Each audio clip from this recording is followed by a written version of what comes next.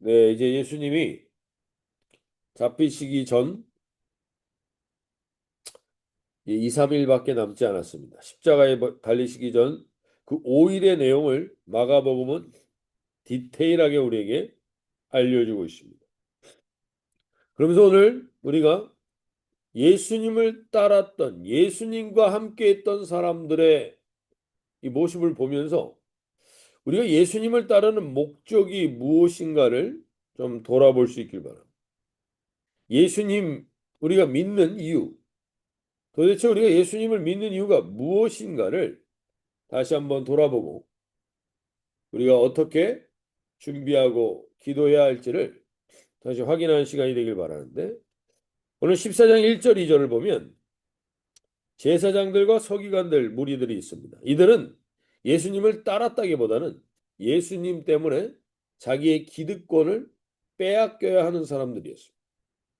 그것에 반응하는데 그것 때문에 예수님을 적대적으로 반응하는 사람들이 있습니다. 오늘 이 땅에서도 마찬가지입니다. 예수님을 적대적으로 반응하는 사람들이 있습니다. 특별히 어떤 자기들의 죄를, 자기들의 악을 죄와 악이라고 지적하면 그 예수님을 죽일 듯이 그렇게 저항하고 그 교회와 그 예수를 따르는 무리를 핍박하는 세력들은 지금도 여전히 있습니다. 그 이유 중에 하나는 자기들의 기득권과 자기들의 것들을 빼앗고 도전하는 것이라고 생각하는 사람들. 혹 우리 가운데 예수님 교회를 다니면서 이런 사람들은 없겠지만 간혹 우리가 주변에서 이런 사람들을 보게 됩니다. 이 사람들은 그래서 예수님을 따르는 게 아니라 예수님을 죽이려고 하죠. 지금도 이 세력은 여전히 우리 곳곳에 있습니다. 특별히 기득권을 가지고 있고 힘을 가진 자들은 더더욱 그렇죠. 두 번째 부류는 예수께서 베다니 나병 환자 시몬의 집에서 식사하실 때라고 말합니다. 나병 환자 시몬의 집에서 식사를 하게 되는 것은 이 시몬의 병을 고쳐 주었기 때문이겠죠. 그래서 이런 병든 자들, 연약한 자들, 예수님의 기적과 여러 가지 이적이 필요한 사람들, 그래서 이것 때문에 예수님을 따라가는 사람들의 부류가 있습니다. 우리가 대부분 다 예수님을 이렇게 따라갈 수 있습니다. 무언가 필요한 것이 있었기 때문에, 무언가 간절한 것이 있었기 때문에 예수님을 따라갈 수 있습니다. 그런데 그들 부류는 예수님 자체보다는 예수님이 이루시는 기적과 이적과 치유와 목적입니다.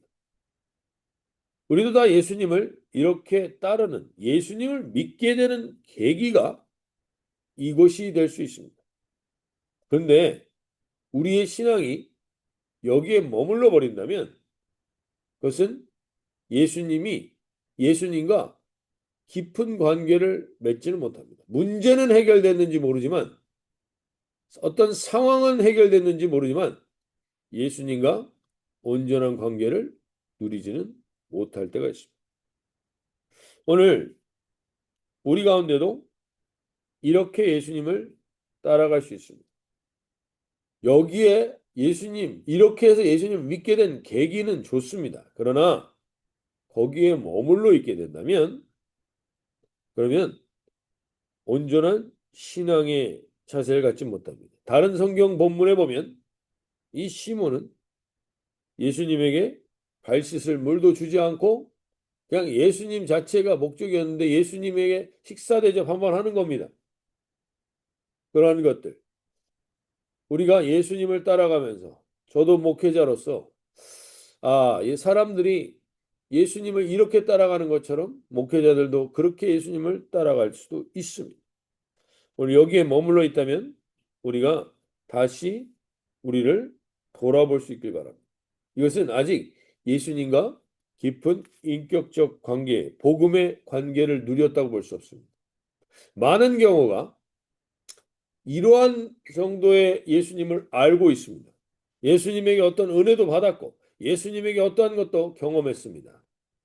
그러나 그것 자체가 우리가 거듭났거나 그 사람이 구원받았다고 함부로 이야기할 수 없습니다.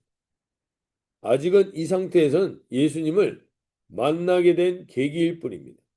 이것 자체를 목적으로 가지게 되면 이 사람은 아직 예수님과 깊은 인격적인 교제를 나누는 사람은 아닌 것입니다.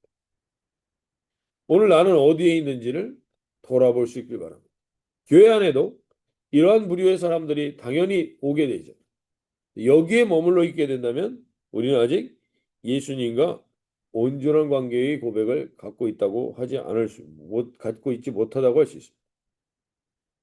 마지막 또 세 번째 부류는 14장 4절을 보십시오. 어떤 사람들이 화를 내어 서로 말하되 어찌하여 이 향료를 허비하는가? 이 향료를 300데나리온 이상에 팔아 가난한 자들에게 줄 수 있었겠도다 하며 그 여자를 책망하는지. 세 번째 부류의 사람들은 예수님을 따라가면 이런 일들이 있을 거야를 기대합니다. 예수님을 따라가다 보면 이러한 일들이 일어나게 될 거야를 기대합니다. 그래서 예수님은 예수님을 따라가다 보면 선한 일을 하고 선한 영향력을 끼치고 착한 영향력을 끼칠 수 있게 되고 가난한 사람들을 도울 수 있게 되고 어려운 사람들을 회복할 수 있게 될 거야. 라는 기준으로 따라가는 겁니다. 교회 안에 이런 생각을 가지고 있는 사람들은 아주 많아집니다. 우리 교회 안에도 분명히 있습니다. 선하고 착한 영향력을 드러내는 건 결코 나쁜 게 아닐 수 있습니다. 당연히 그것이 일어나야 되죠. 근데 우리가 교회를 다니면서 가장 많이 착각하는 것 중에 하나가 이 일을 위해서 우리가 교회를 다니는 거라고, 우리가 이 일을 위해서 신앙생활을 하는 것이라고 착각하는 것입니다. 선한 일도 하고 가난한 자들을 돕고 어려운 사람들을 돕는 일, 당연히 교회가 해야 되는 일이지만 이것 자체가 목적은 아닙니다. 이것 자체가 목적인 경우가 지금은 너무나 많았습니다. 이 사람들은 아직 주님과 온전한 교제와 회복을 했다고 볼 수 없습니다. 이게 어떻게 보면 우리가 혼란스러운 얘기일 수 있습니다. 그러나 우리는 선한 의도로 예수님을 따라가면 선하고 의미 있고 가치 있게 살 수 있을 거야라고 생각해서 따라가는 게 아닙니다. 어제부터 우리 영커플들과 우리 선교사님이 모여서 같이 이제 이 지역과 이 전도를 위해 교제하는 기도 모임을 우리가 시작했는데 어제부터 거기 안에서도 선교사님도 동일하게 얘기합니다. 우리가 사람을 대할 때 목적 자체가 전도이면 우리가 온전한 친구가 될 수가 없다. 우리가 예수님을 따르고 예수님을 믿고 예수님 교회 안에 있는 일은 선한 일을 하기 위한 게 아닙니다. 이것이 너무나 많은 교회에서 우리 교회도 마찬가지 그런 것들을 가르쳤는지 모르겠습니다. 그것은 잘못된 것입니다. 결국 자기가 생각하는 기준과 자기가 선하다고 생각하는 것, 자기가 옳다 하는 것을 가지고 예수를 따라가는 겁니다. 그리고 예수님은 이 일을 이루실 거야. 그리고 효율적이고 합리적인 걸 따집니다. 300데나리온 이산에 팔아 가난한 자들에게 줄 수 있지 않겠는가. 이게 왜 효율적이지 않게 이렇게 허비하느냐, 엉뚱하게 허비하느냐 라고 말합니다. 우리가 교회를 다니면서 효율성과 합리적인 거 필요합니다. 다 중요할 수 있습니다. 그러나 그것은 절대로 목적이 되어서는 안 돼요. 이런 선한 일을 하고 이런 착한 일을 하고 다 중요한 겁니다. 그러나 그것이 목적이 돼서는 안 됩니다. 왜냐하면 그것이 목적이 되는 사람들은 그것이 이루어지지 않았을 때 이렇게 행동합니다. 4절에 보시면 어떤 사람들이 화를 내어 서로 말하되 어찌하여 이 향유를 허비하느냐. 분노가 일어나게 됩니다. 사람들은 이것을 의분이라고 착각합니다. 그러나 우리가 다시 한번 꼭 아셔야 됩니다. 어제도 제가 어떤 분하고 대화를 하면서 분노가 일어난다는 겁니다. 분노가 일어나서 자기 딴에는 이게 잘못된 것이기 때문에 분노가 일어나서 이야기를 했다는 겁니다. 그러나 절대로 분노가 일어나서 일하는 것은 성령님이 역사하는 게 아닙니다. 이거 명확하게 분별하셔야 됩니다. 분노는 성령님의 역사가 아닙니다. 그렇기 때문에 왜 교회가 이런 일을 하지 않느냐? 왜 이런 일을 하지 않느냐? 분노하고 있다면 우리는 성령에 사로잡힌 게 아니라는 명백한 증거라는 사실을 아셔야 돼요. 결국 이 사람은 왜 선한 의도로 따랐습니다. 기꺼이 좋은 의도로 예수님을 따랐습니다. 그런데 결국에는 어떤 일을 하게 되느냐? 이들 중에 하나, 이걸 요한복음에는 이 어떤 사람들 중에 하나가 누구냐? 이것을 선동했던 사람이 누구냐? 그 사람이 14장 10절 열둘 중에 하나인 가롯 유다다. 우리가 다시 한번 이 가롯 유다가 예수님을 넘겨주게 되는데 이 가장 대표적인 계기가 이 사건이었다라고 볼 수 있습니다. 왜냐하면 이렇게 분노하며 여인을 책망하자 6절에서 예수님이 말씀하시죠. 이르시되 가만두라. 너희가 어찌하여 그를 괴롭히느냐. 그가 내게 좋은 일을 하였다. 이 말이 유다를 분노하게 하고 이 사람을 더 이상 내가 믿고 따라서는 안 되겠다라는 생각을 갖고 결단하게 되는 계기가 됐다라고 보는 경우가 있습니다. 왜요?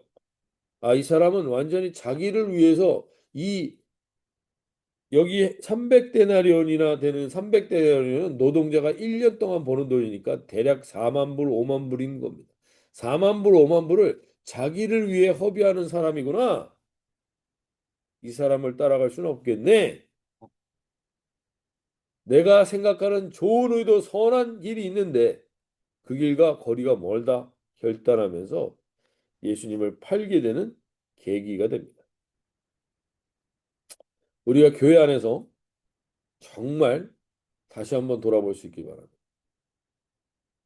이 시몬처럼 병이 낫고 치유가 돼서 하나님 예수님께 식사 대접도 하고 예수님과 그런 교제를 하지만 아직 거듭난 게 아닙니다.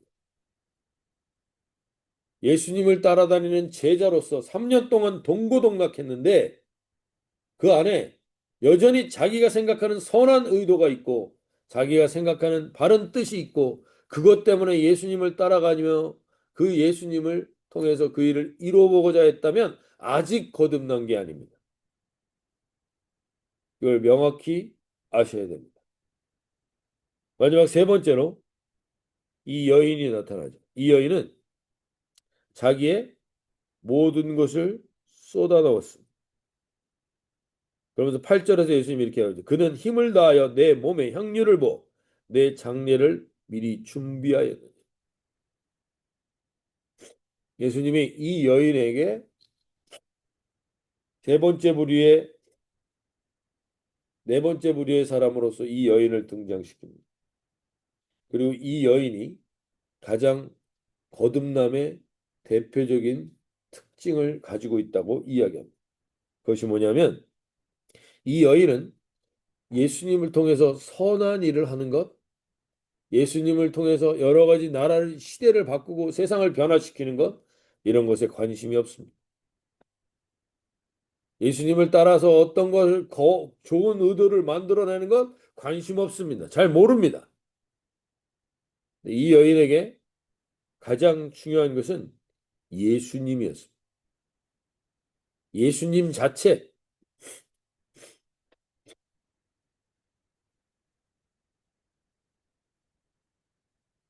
예수님 자체가 이 여인에게는 지금 제일 중요합니다.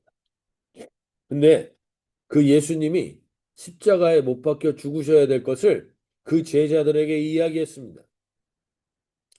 근데 그 제자들은 예수님이 죽는 곳에 십자가에 죽으신다고 할 때 그렇게 하지 마십시오. 그렇게 하면 안 됩니다는 얘기하지만 예수님이 죽는 거에 대해서 별로 마음에 두지 않습니다. 왜? 이들은 목적이 다른 데 있습니다. 근데 이 여인은 예수님을 예수님 자체, 존재 자체에 관심이 있어요. 예수님과 나하고의 그 관계가 가장 중요한 겁니다. 그래서 예수님이 죽으신다라는 것에 대해서 그냥 넘어갈 수가 없습니다. 그 얘기를 듣는 순간 예수님이 죽는다면 어떻게 할까? 예수님에 대한 생각만으로 가득 차 있습니다. 그래서 그 예수님을 위해서 내가 할 수 있는 게 무엇인가? 그래서 자기의 전 재산을 바쳐 그 예수님을 시키는 겁니다. 왜? 나에겐 좋은 일을 하는 거, 예수님을 통해서 대단한 일을 이루는 거 다 의미 없고 나는 예수님 자체가 나에게 가장 중요한 것이다. 그러자 예수님이 그것을 이렇게 얘기합니다. 9절에서 내가 진실로 너에게 이르노니 온 천하에 어디서든지 복음이 전파되는 곳에는 이 여자가 행한 일도 말하여 그를 기억하리라. 예수님이 말씀하십니다. 복음의 핵심이 뭔지 아냐? 복음의 핵심은 가장 중요한 핵심은 예수님과 어떠한 관계에 있느냐입니다. 이 여인은 예수님 자체가 목적입니다. 예수님과 이 동행 자체가 목적이며 예수님의 임재와 함께하는 게 목적입니다. 다른 어떠한 결과가 없어도 상관없습니다. 예수님 자체가 목적입니다. 오늘 우리가 주님 앞에서 이 아침에 고백하며 나갈 때 우리도 우리가 왜 그동안에 이 사람은 구원을 받은 것 같은데 왜 이렇게 행동하지? 구원을 받은 것 같은데 왜 저렇게 되지? 그래서 우리는 구원받은 것에서 떨어질 수 있다. 구원받은 것을 잃어버릴 수 있다 얘기합니다. 그러나 분명히 말합니다. 아직까지 12명의 제자들도 거듭난 사람이 없습니다. 거듭난 사람이 없습니다. 십자가에 못 박히시기 전까지. 그 거듭남은 이후 성령이 마가다락방에 임하고 나서 그들이 거듭나는 거예요. 근데 오늘 거듭난 존재가 하나 있습니다. 바로 이 여인입니다. 그래서 이 여인의 행한 일이 온 천하 어디서든지 복음이 전파되는 곳에 이 여자가 행한 일을 얘기하려고 말하는 겁니다. 복음의 핵심이 이것이기 때문에 복음의 핵심은 우리가 예수 믿고 대단한 업적을 남기는 게 아닙니다. 이 세상에서 대단히 인본적이고 대단히 사회적으로 가난한 자들과 어려운 자들 돕는 거로 끝나는 게 아닙니다. 복음의 가장 중요한 핵심은 예수님 자체이고 그 예수님 자체와 어떠한 인격적 교제를 갖는가입니다. 우리가 인격적 교제를 갖는다라는 것의 가장 중요한 의미는 무엇보다도 허비를 할 수 있는 관계가 인격적 관계. 내 가족과 내 배우자와 내 사랑하는 지체를 위해서 우리가 시간과 물질과 이런 걸 쓰는 것을 허비하지 않고 그런 인격적 관계가 맺어지는 경우가 있습니까? 인격적 관계를 하나님과 가지고 있다. 하나님과 인격적 만남을 가진다. 그것의 가장 핵심은 그분 자체가 목적이기 때문에 그분에게 내 시간과 내 물질을 허비할 수 있었을 때 그것이 비로소 인격적 관계인 것입니다. 오늘 주님이 그러한 관계를 누리시길 원하여 우리를 찾으십니다. 그러한 관계를 누리는 그 한 사람을 찾기 위해 우리 공동체를 세우신 줄로 믿습니다. 이 여인과 같은 한 예수님과의 온전한 릴레이션십을 회복하는 우리 주은혜 가족분들 한 분 한 분 되시기를 소원하고 우리의 자녀들에게도 이러한 믿음의 본질을 가르쳐 줄 수 있는 저희 공동체 되게 해달라고 기도하며 나갈 수 있길 바랍니다. 자, 이렇게 기도하시며 나가겠습니다.